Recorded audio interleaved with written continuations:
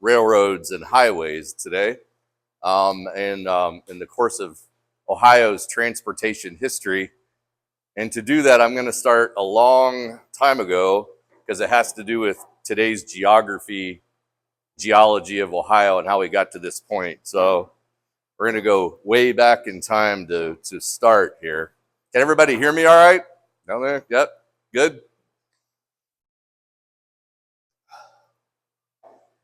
Oh, that's not right. I already messed it up.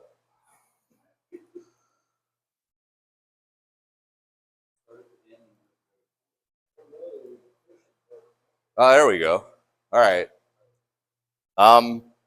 The Ohio River, a main transportation artery today in the United States, but how did we actually end up with that where it is?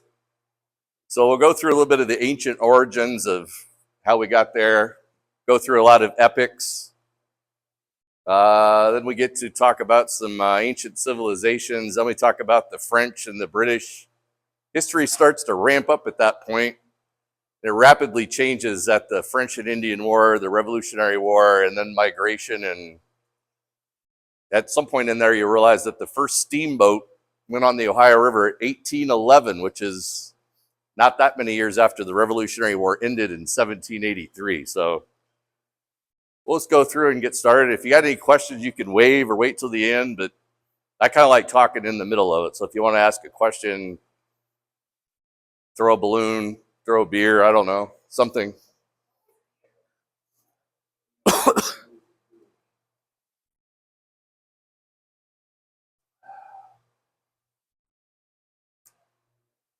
All right, so in this particular area of the world, at one time there was something called the Taze River. It was a very large drainage system going from Virginia, West Virginia, through Ohio, or present-day Ohio, Indiana. It did end up in what's now the Mississippi River and went south, but it flowed basically right through here. Then the Ice Age came on board during the Pleistocene era.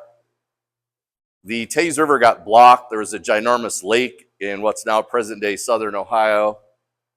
Does anybody have any idea how tall glaciers actually got back during the last Ice Age? Any idea how many feet tall they actually were?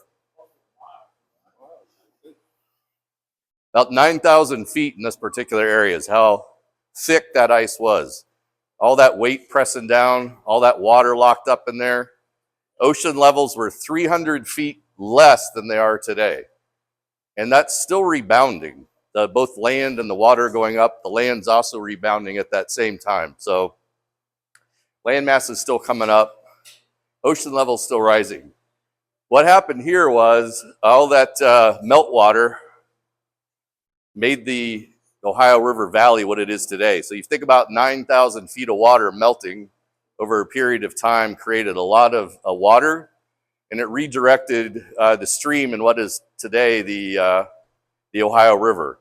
In most places, the Ohio River Valley is 2 to 10 miles wide, and the river today is only about roughly 1,000 feet wide. So that river was quite immense 15,000 years ago. Some of the Taze Valley still exist, both in West Virginia, and here it's all underground. So in this particular area, Wilshire is one of the places where they've drilled cores down, and the bedrock there is about 582 feet down, and that's basically an infilled old river valley filled with sand and gravel and now topsoil. So the Ice Age basically reshaped what the present-day Midwest is like, and it involved now getting into river routes. The farmland soil's very good. It had locations for what became canals, railroad corridors, and modern cities. All were etched out by that last Ice Age. So we've had plenty of Ice Ages in the last 800,000 years. 1, 2, 3, 4, 5, 6. We just finished the 8th one. So here's us right now. There's a map of that river system I was talking about earlier. So you can see it went up right through the area here, crossed Indiana, Illinois, and then ended up going south. So you can still find evidence of that down here because the glaciers weren't that far south. and then they're all buried up in this part of the world.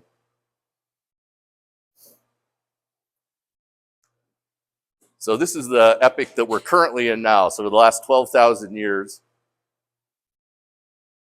probably most of us has been along the Ohio River. It meanders a lot. There's a lot of oxbow lakes. This is when human interaction starts with the river. In terms of these civilizations, the Adena, the Hopewell. A lot of you go out and like to find what we call arrowheads, but in reality, those are just old tools. Those are from those civilizations, highly likely. So most of what you find around here is anywhere from 2,500 to about 7,500 years old. Pretty cool. And that's when they started using the river systems as transportation corridors in the Ohio River Valley. The last 200 years, the humans, us, have dramatically altered the river system through a series of basically locks and dams. So the river, while it was free-flowing, only fell 429 feet from Pittsburgh to Cairo, Illinois, a distance of 941 miles. So it had not much fall at all. And now it's basically a series of impounded lakes from Pittsburgh all the way down there.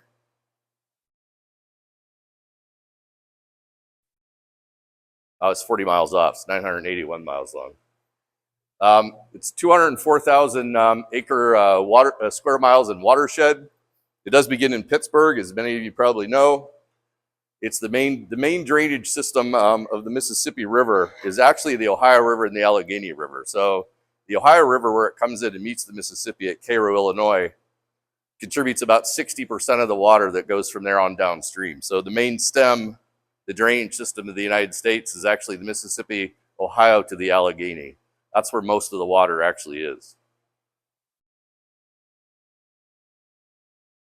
So, other interesting info, which I think I've gone through a lot. Maybe some of the other rivers I haven't mentioned yet are the Tennessee River, Cumberland River, the Wabash, which actually starts in Darke County and meanders its way over near Fort Wayne, ends up on the other side of Indiana, becomes the western border of Indiana, eastern border of Illinois before flowing into the Ohio River, the Kanawha River down in West Virginia, and the Muskingum in eastern Ohio. That system drains parts of 10 different states today.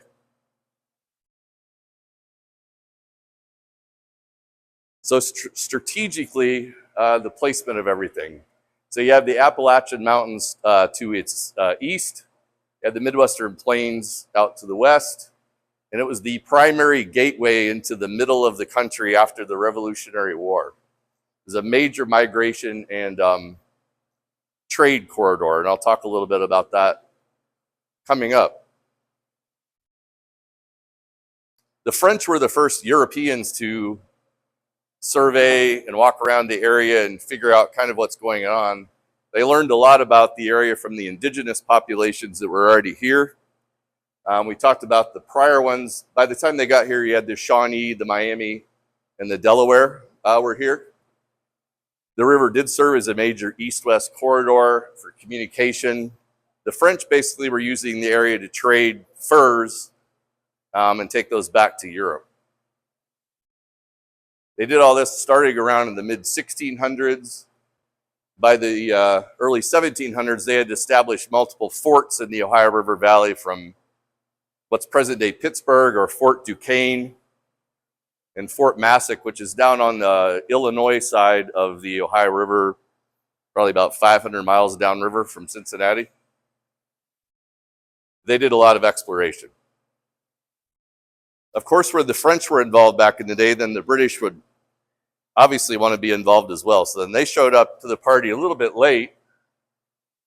In the mid-1700s, they started surveying the area. They got very interested in what was going on. And it was one of the driving forces between what worldwide is called the 7 Years' War, and here it was called the French and Indian War. It basically drove the French from the North American continent, and it really created the circumstances that immediately led to the American Revolution, not 12 years hence, because they were looking for ways to pay for the war they just finished, hence the taxes and all that kind of thing. So this sort of led to the next thing. So the French and Indian War here in North America, both countries recognized the strategic importance of the area, but the French only had about 50,000 people here, and the British had a couple of million already. So the British were ultimately going to win, although it took them a while. And I would maintain that directly led to the War of Independence in 1776. So this migration boom that happened, it's the largest incontinent migration that happened since the Middle Ages when the Germans went eastward. So by 1840, over 1 million people left the Atlantic seaboard, crossed the Appalachians into what's now present day Northwest Territory, Kentucky, and Tennessee. It was a lot of people. And how did they do that? At first, they used flatboats, which are a one-way trip downstream. Once you got where you were going, you took your flatboat up on land, took it apart, and used that to help build your shelter where you were going to live. Then they came out with keel boats, which you could essentially put a pole in the bottom and kind of go back upstream if you would like. Seems like a lot of work. And by 1811, the first steamboat called the New Orleans was traveling on the Ohio and the Mississippi River. I think that's wholly fascinating because the Revolutionary War ended in 1783. So what's that? 17 plus 11. 28 years later, we had steamboat. So technology evolution was rapidly gaining ground. Now, why did they want to go out there? There was cheap land, fertile soil. And after, I know we had a talk in here before I wasn't here, unfortunately, about the battle that occurred at Fort Recovery where the United States Army lost. And then later, Mad Anthony Wayne came through and we kind of gained all that back. After that, there was sort of personal security in the area. Didn't really have to worry about Native Americans anymore and the transportation. So those combination led people to swarm and keep moving to this area. Ultimately, that region became a center of rail and river commerce, and ultimately later on, highway commerce. So that leads us into the canal era, which started in 1820, not too long after the steamboats were moving around. So the question at the time was, you could use the river for transportation, that was good and all, you could get stuff down to New Orleans, but ultimately the people that lived in the area were trying to figure out how can we get crops, wood, coal from here back to the East Coast. The Erie Canal had just gone in New York, which is a very water level route, if you will, from Buffalo all the way to the Hudson River and down into New York City. So whoever's living here decided, hey, can we tap into that and move goods north instead of south? And so we came up with the canal system. A really quite extensive canal system. Here's how it fit into the area. The Erie Canal is, does it work that way, huh? Up there in New York. The Pennsylvania Canal was sort of the second major canal, but it was very expensive to operate, never made a dime of money because they had to traverse up and down the Allegheny Mountains. So they were using sleds to pull boats up and then down the other side. It really never worked. Here it was a lot more level, going back to the glaciers. Ohio had a lot more flat landscape to deal with.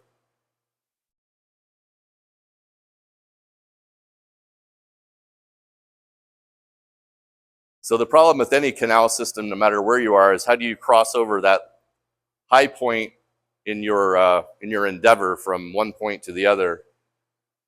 In our case, how to connect Lake Erie with the Ohio River Basin.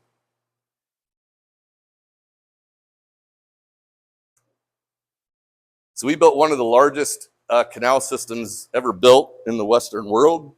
The Ohio Erie Canal, which goes from Cleveland through Akron, sort of south over to Columbus area, then down to Portsmouth, is 308 miles long. And that only took about 7 years to build that system. And the Miami Erie Canal, which is close to here, I think probably the closest point is probably Spencerville. That was Toledo through Western Ohio down to Cincinnati. That length was 274 miles. That actually took 20 years to build.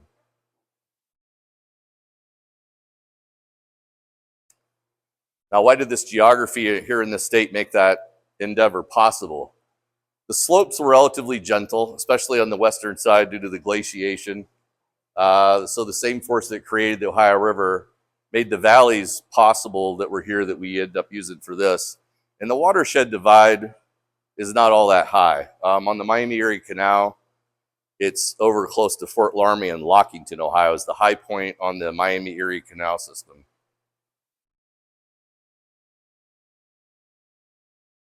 So what did that do for shipping cost economically? Well, you're able to take what used to go on a wagon, cost $100 a ton, put it on a canal boat, and is now $10 a ton. So you were saving 90%. So you could get things to market readily. And a canal boat that was set up for freight could carry 80 tons at a time, which is quite a large amount, actually, especially considering you were doing this back in the 1820s to the 30s to the 40s. So the major exports out of Ohio are wheat, corn, pork, whiskey, and timber. A lot of wood in this area back in the day. So how did the technology work? We had locks. They were 90 feet long, 15 feet wide. There was a series of aqueducts. So if you needed to go over another stream or river, they actually built the canal as a bridge. So it was a water bridge over another body of water or whatever you needed to do. The tow path, I think that engineering is quite fascinating for back in 1830. There was a series of reservoirs. The biggest one, the largest man-made lake until Hoover Dam was built, was right down the road here at Grand Lake St. Mary's. Also, the Indian Lake fed the canal system, as did Lake Laramie. Those are the three bodies of water on the Miami-Erie Canal. Grand Lake St. Mary's fed the canal going north towards Toledo. Indian Lake fed it going south. Lake Laramie fed the top portion, which is up at the crown point on that whole canal system.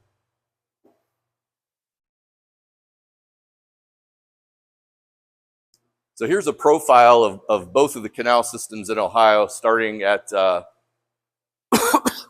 excuse me, Cincinnati on this end, or the Ohio River on this end. On the other end, which is on the next slide, is Lake Erie. So in terms of the Miami-Erie Canal, this is the Laramie Summit, which is actually fairly close to here. Starting in New Bremen, you had a quick succession of locks to get the going back down the other divide. This is where the St. Mary's Reservoir fed the canal, was right here. And on the other side, Indian Lake, call it now, fed the other way, going the other way.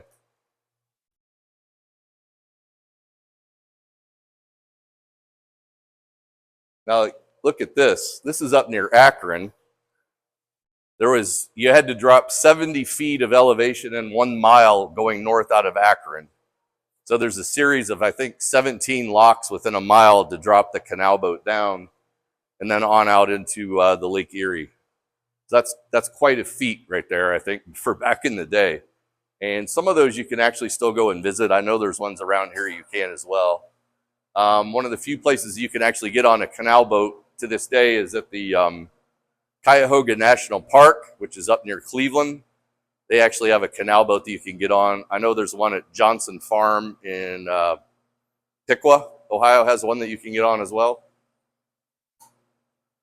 And there may be others.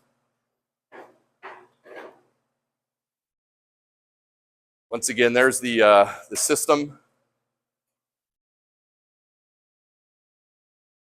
They end up with the feeder systems. There was close to 1,000 miles of canals in Ohio. So did Ohio actually make any money off this grand endeavor that they did? They spent about $14 to $16 million on the project over time.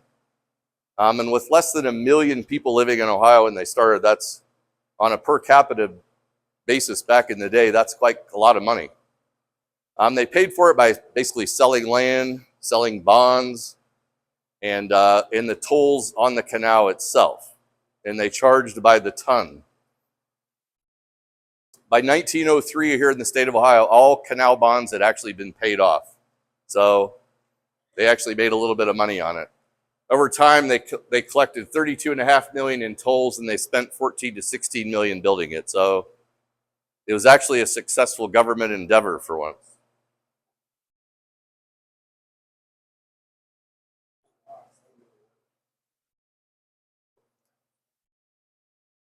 So long-term financial outcome. So despite the decline of the canals, basically due to the railroads coming in, they were not a financial failure. They actually worked. They did what they said they were going to do. They helped transform Ohio into a center of manufacturing and commerce, especially exporting agricultural products back in the day. And it served as that critical bridge between the Ohio River and the railroad age, which is quickly coming upon us here.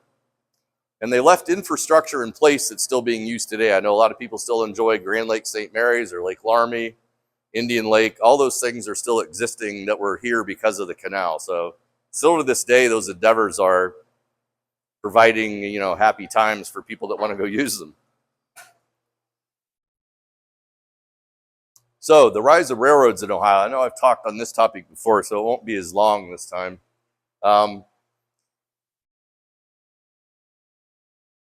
Basically, by about 1837, the first railroads were already up and running. There was 3 of them that were operating, very small, short haul, and they usually cooperated with canals in terms of hauling freight from the canal head to a place of business or a population center. However, by the late 1800s, every major east-west trunk line went through Ohio, usually up in northwest Ohio, on their way to Chicago. And once again, it's the geography created by the glaciation, drainage created the routes that the railroads are taking to this day.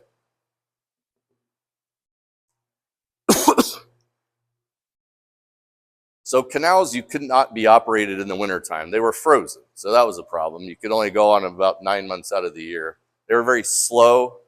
There was a 4-mile-per-hour speed limit on the canal. It was enforced by the lock operator, who sort of gauged by the wake in the back of the boat if they were going too fast, and he would charge them a penny was their fine. And if they didn't pay it, they couldn't go on, so they always paid it. Because if wake was too high, the banks were dug by hand. They would just keep collapsing in if the wake was too high. They also had fixed routes that were tied to water supplies, so you couldn't build a new one readily. They were where they were, difficult to expand. Railroads solved all those problems. Higher freight capacity, direct routes between cities. You could run them year round, and they went way faster. So by the 1850s, railroads were competing directly with canals.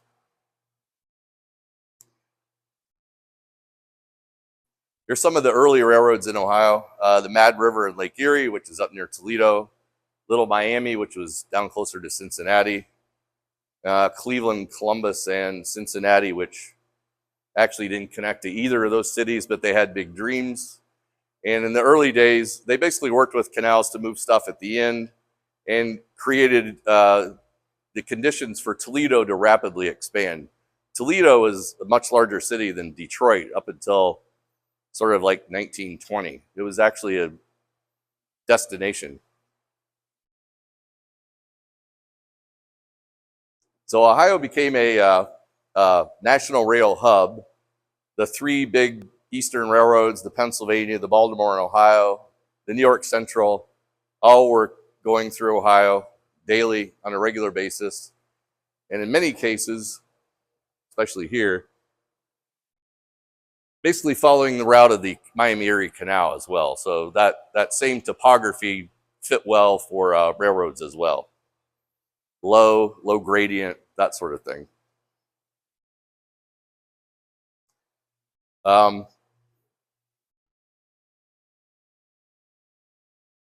So they basically followed the same route as the canals that were already here. Why? The topography led it to that. Key advantages Ohio had was a relatively flat terrain, especially up in northwest Ohio and along Lake Erie, which is where all the eastern trunk lines were coming through anyway.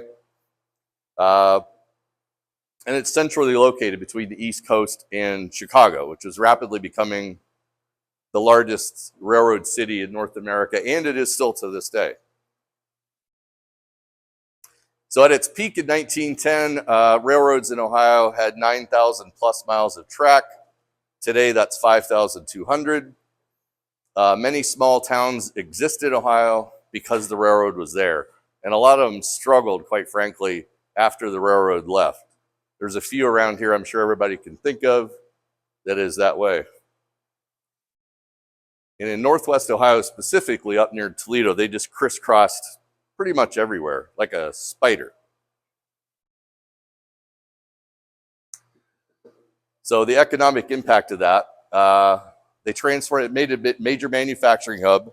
It's a grain shipping hub, and a steel and coal distribution center. I don't know if any of you have been up to Sandusky, but there's a ginormous coal loadout facility still being used today that Norfolk Southern goes up there, and they can load out Great Lakes freighters directly on the pier. So the train comes in there, the car goes up, they dump it into a large boat, which is now the cheapest way to actually get that coal the rest of the way by water, a large amount at a time.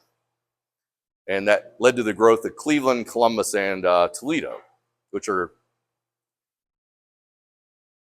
So today, Ohio has 5,200 miles of active track. It's operated by 44 different railroads. It's in 86 of the 88 counties. There's a active railroad track. And by mileage, Ohio is number 4 in the country after Texas, Illinois, and California. So believe it or not, little state like Ohio is the 4th most amount of railroad track. And it still sits at the crossroads of the East, the West, Chicago, and the Southeast. Major carriers today in Ohio are the CSX and the Norfolk Southern. They dominate traffic in the state of Ohio. And on those 5,200 miles of rails, we haul about 4 times the amount of freight that we hauled back in 1900 on roughly half the rail. One thing that isn't prevalent today is going back here. There's no passenger traffic to speak of in Ohio anymore. That's all pretty much vanished. So then we get into a little bit of highways. So we call it the dirt road era. That's from 1800 to 1910. All roads are basically dirt or gravel. They were poorly maintained. Once again, you couldn't drive on them in the wintertime. So transport basically relied on rivers, canals, and railroads up until 1910. If you wanted to go across the state, it could literally take you days. Then there was something called the Good Roads Movement in 1890 to 1910. That was the rise of automobiles. Bicycles were quite popular. So people wanted, how can we make these roads better? So they started organizing things to making them better. It led to the creation of the Ohio Department of Transportation in 1904. And that was about the year that paving started to occur on a very limited basis. So they came up with the early state highway system in 1920, where they started making Ohio route numbered and all that kind of thing. And once again, they followed railroad corridors, canal corridors, and historic migration trails. Keep going back to the same thing time and time again. And during this time, a lot of the dirt roads, gravel roads were upgraded to concrete or asphalt. Still no interstate highway system. The Ohio Turnpike predates all the freeway systems in Ohio. So that was developed in 1954 and 1955. It's 241 miles long. It was a limited access highway, and it was designed for quote unquote high-speed travel. It basically became, on a truck basis, one of the quickest ways to go from New York City to Chicago.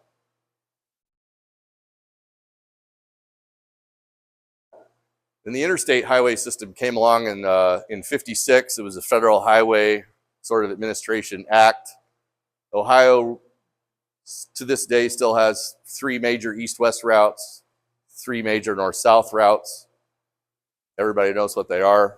But anyway, those are, once again here, turned into a national crossroad. So 75 and 70 is one of the busiest interstate crossings you can find in the country.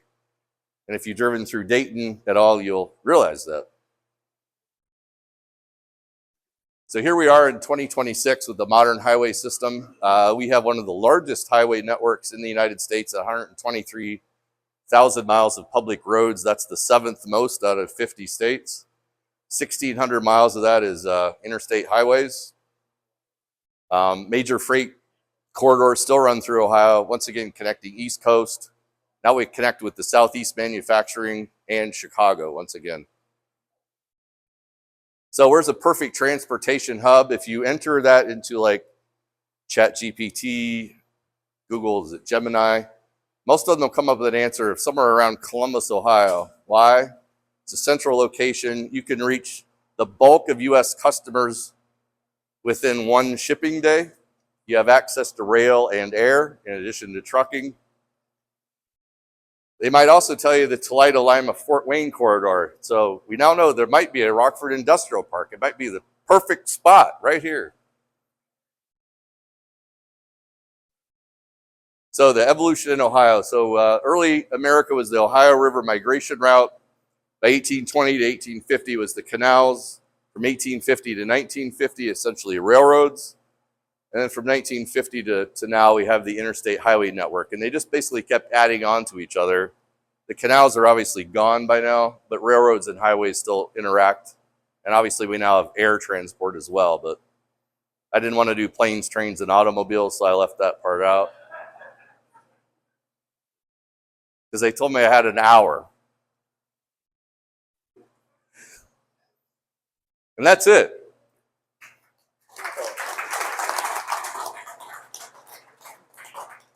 Any questions? No, she ruined our happy hour. I did? No, she did. Right. Yeah, well. It's interesting how it all just keeps overlapping. It does. It does. It's pretty cool. I was going to stop you and ask how Spencerville, and then you went on to explain. Oh, well, you want to know? Nothing. You Oh, explained it.